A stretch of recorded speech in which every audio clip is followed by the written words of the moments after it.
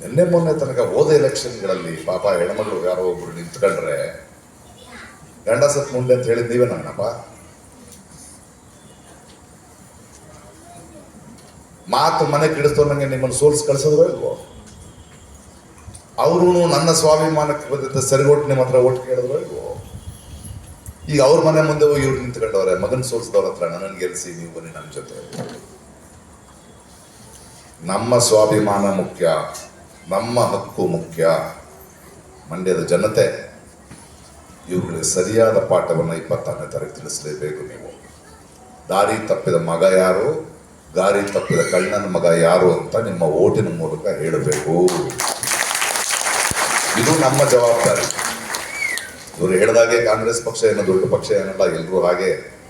But ಒಂದು ಪ್ರಜಾಪ್ರಭುತ್ವದಲ್ಲಿ ಯಾವ ರಾಜಕೀಯ ಪಕ್ಷಗಳು ಗೆಲ್ಲೋದು ಸೋಲೋದು ನಡೆಯಲ್ಲ.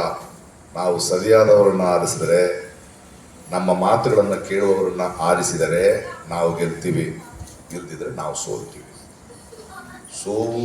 ಸೋಲು ಗೆಲುವು ನಮ್ಮದು.